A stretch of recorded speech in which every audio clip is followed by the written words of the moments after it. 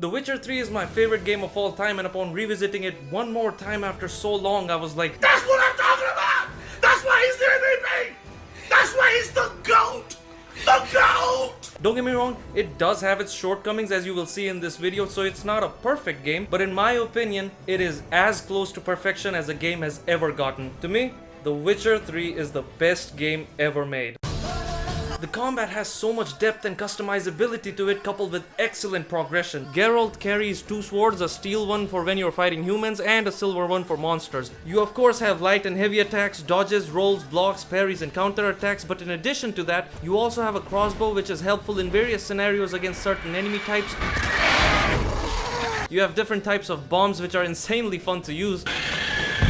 Finally, you have the Witcher signs, 5 of them to be precise. Agni for fire, Yarden to slow down enemies, Axii for mind control, Quen for protective shields, and Ard, which is basically the force push. All these options are so fun to combine already, but it gets even better with the skill system, which allows you to buy new moves and abilities like being able to turn enemies against each other. Then there's the mutations, trading, crafting and upgrading of weapons and armors, potions, oils and so much more that can't possibly be fit into one video. The number of options here is truly staggering.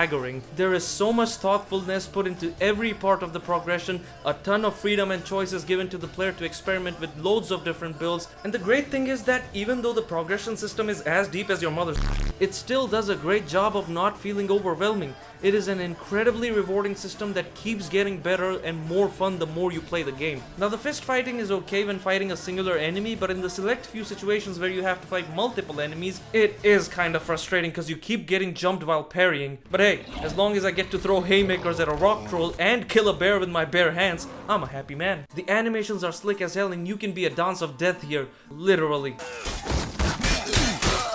The flow of combat is better than ever since the next gen update added the quick sign casting. The hits are also more impactful than ever because of the haptic feedback on PS5. The blood effects, dismemberment and finishers are all absolutely visceral.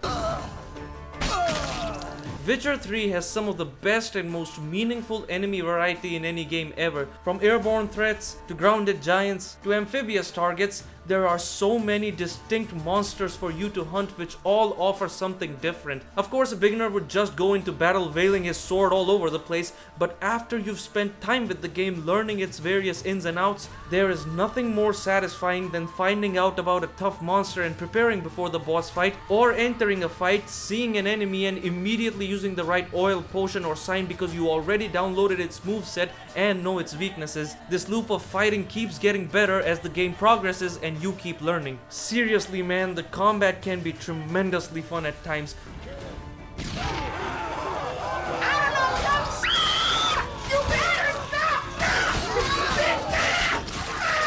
Which brings me to a few problems I have with the combat. I wish more monsters had dismemberable body parts, but most importantly, I wish they had finishers. You can be having a truly epic boss fight with a disgustingly detailed monster, and when you win, unless there's a cutscene, they just go like... Which is sad because the dismemberment and finishers here are phenomenal and they are kind of the reason why many times I enjoyed fighting humans more than the monsters. The camera can also be poo-poo garbage a few times, which is especially frustrating when you're fighting a huge group of enemies. The difficulty can be absolutely bullshit sometimes, especially on New Game Plus. Come on, as bandits in Lebanon say. What the hell was that? This is medium difficulty. Witcher 3 has my least favorite type of difficulty scaling where the only difference is to the damage dealt and received. Most of the times the game manages to provide a fairly balanced challenge in combat, but on some rare occasions it really fumbles the bag. And I just got one-shotted.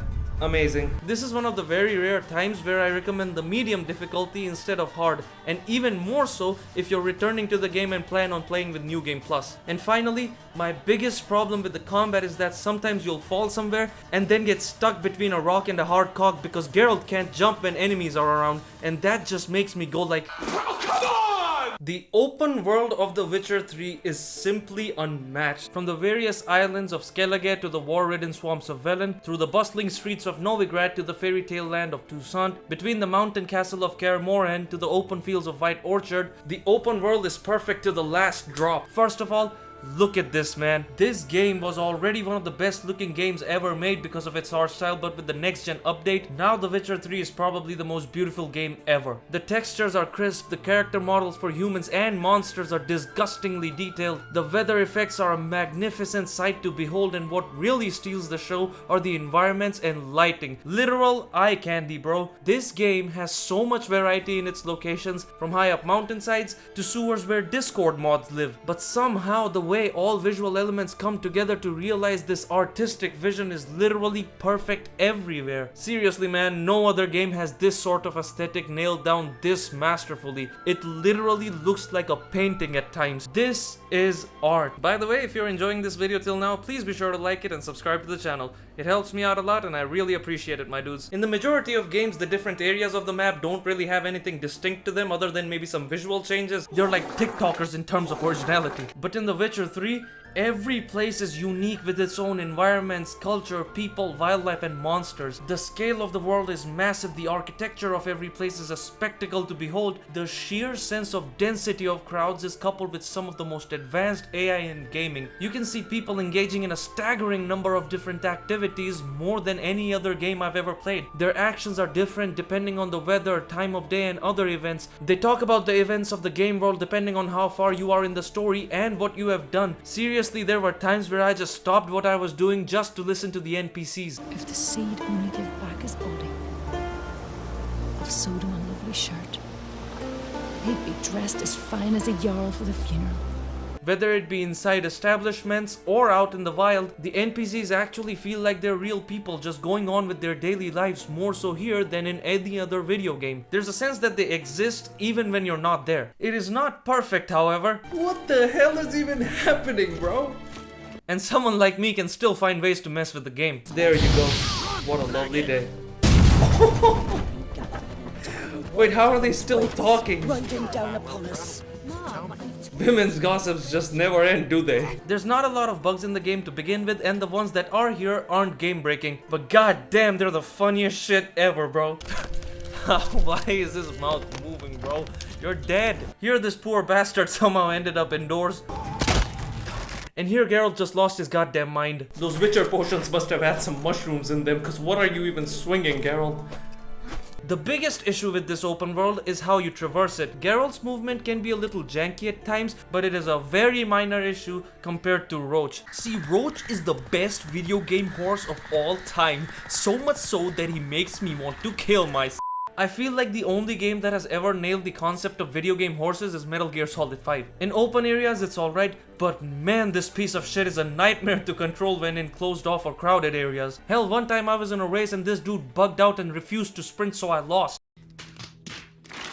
You know, maybe drowners aren't so bad after all. Coming back, this is a dark and dangerous world to be a part of. A world filled with unspeakable threats and horrors around every corner, trapped between the battle of two empires. Corpses line up battlefields attracting flesh-devouring necrophages. Non-humans are being burned alive in the open streets of Novigrad for everyone to see. The environmental storytelling is second to none here. Every part of the map tells a tale. It is a cruel, violent world, and the game does a phenomenal job of conveying that. But what do you actually do in this open world? Well, have you ever heard of the term quality over quantity? Who am I kidding? You're subscribed to me, so of course you have. Well, CDPR really said, fuck that, we'll give you quality and quantity. You might see non-humans being tortured and can decide to step in to save them. Some idiot might challenge you to a sword fight to raise up his girl. You might find an abandoned site and decide to eliminate the threat so that the people can return. A monster nest might catch your eye, and upon destroying it, you might have to face a mini-boss. Hell, you can spot an interesting structure, decide to go explore it, and then end up finding clues about a monster that turns out to have a contract on it. You can do races, become a fighting champion, and so much more that if I had to mention everything, this video would just go on forever, but I have to talk about just one more thing. Wouldn't mind a few rounds of cards. Gwent. Gwent is the greatest game in a game ever made. This card game is so fun and addictive, it doesn't make sense. When I used to play this game back in the day,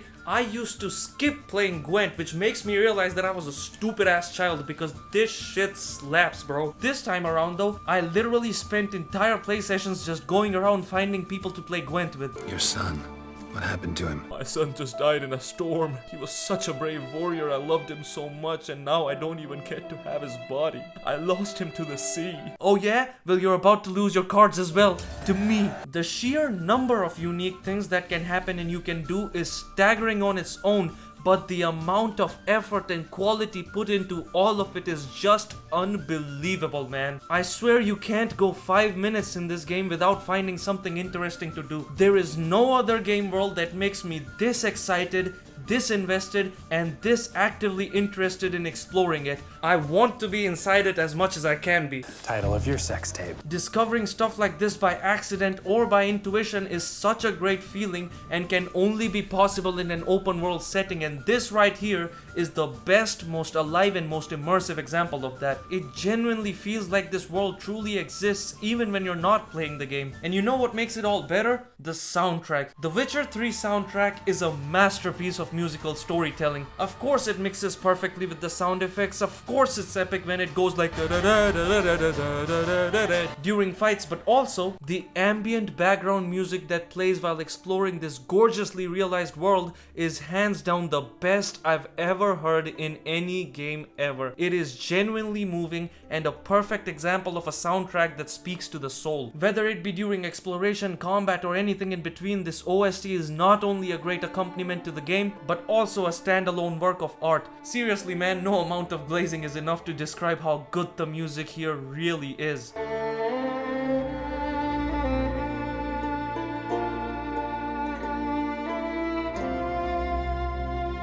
Without diving into any major spoilers, the basic plot of The Witcher 3 Wild Hunt revolves around Geralt of Rivia, a skilled superhuman monster slayer who embarks on a quest to find his adopted daughter, Ciri, who possesses otherworldly powers. Because of these powers, she is pursued by the Wild Hunt, a spectral force that threatens the entire world. Throughout the narrative, Geralt comes across various friends, foes, and challenges which he must overcome in order to ensure he reaches his daughter and guarantees her safety. The story of The Witcher 3 is unlike any game I've ever played. It is dark, it is uplifting, it is sad, it is exciting, it is scary, it is everything it wants to be and makes you feel everything it wants you to feel. Throughout the game, you uncover and shape these overarching plots which are masterfully constructed. Everything has a sense of nuance and depth to it. The toned down, sweet baby infested media today doesn't have the balls to deal with the subjects this game deals with. And the fact that this one game turned the characters of this franchise into some of the most recognized video game characters ever speaks volumes. Geralt is not your typical create your own mute bastard type of RPG protagonist. He is an established character who has his own personality and sass to him. So much sass. Find the parcel? Or did you get wet for no reason? Nothing like a refreshing swim in a filthy canal. One of the biggest reasons as to why this story works is because it makes you genuinely care for its characters with its spectacular writing. The romance and relationships are complex. Dandelion, Triss, Yen, Vesemir, Ciri, and every other character in between has charm and personality to them. Every casting choice is literally perfect for their roles. You smell wonderful. Geralt, we're at a funeral.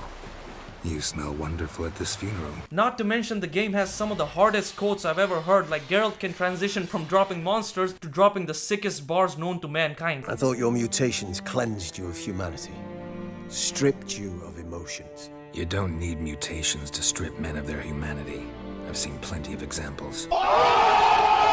There are a few types of quests in The Witcher 3. The main quests, which are necessary to progress the main story. You have Witcher contracts, which are exactly what they're called, and they usually lead to awesome boss fights with monsters. Damn, I look old. Side quests with long storylines, which even affect the main story a lot of times. I am not kidding when I say this. Even the optional quests in The Witcher 3 are better paced, written, acted, and overall just more fun than the main quests of 99.9% of open world games. Hell, the Hearts of Stone and Blood and Wine DLCs are so spectacular that they could have been standalone games and no one would have complained. This is escapism at its peak as you track down monsters and killers facing moral dilemmas in quests that are so unfathomably memorable that I can literally recite entire storylines just off the top of my head. Yes, they are that good. And the amount of choice you have in every mission is baffling. You can play the quests at your own pace, divulging into different ones at the same time. There are so many ways each mission and storyline can play out. And I'm not just talking about the phenomenal dedicated choice system during dialogues. There are even times where you might have done something while just exploring that later somehow connects and gets acknowledged in a quest. The game accounts for so many player decisions, even the order in which you do the missions like is genuinely insane, man. This is true open world mission design, goddammit. Coding this stuff must have been an absolute nightmare, but it definitely paid off because The Witcher 3 originally released in 2015 and people are still finding impressive new details To this day.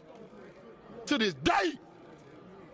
To this day. What's even crazier is the fact that this game maintains this level of excellence from the beginning to the end. Sure, there might be a fly situation once or twice, but the rest of it is straight Ozymandias. This masterpiece of a story had me utterly hooked every time I picked up that controller. It made me care for its characters and its world, all the while providing jaw-dropping spectacle. A complex and overarching plot of this scale is so easy to mess up, but somehow this game absolutely nailed it in a way that no other game ever has or ever will. In conclusion, The Witcher 3 is a once-in-a-lifetime achievement that can never be replicated, which is great and sad at the same time because no game can ever make me feel this way or fill the void left in me after I finished it for the first time. It is a passion project that oozes of love and care at every step of the way while also serving as a reminder of what the medium of video games is capable of achieving in the right hands. At the time of this video, I have like 400 hours in this game across 3 different platforms, so thank God for the cross progression feature. I know it might sound hyperbolic, but this game is an important part of me, and after revisiting it this particular time for this video, I am 100%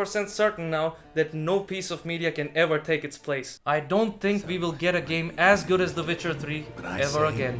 Here's to you. Now, tell us how you're doing. Just between you and me, this is my favorite game of all time only because you get to throw a baby in an oven.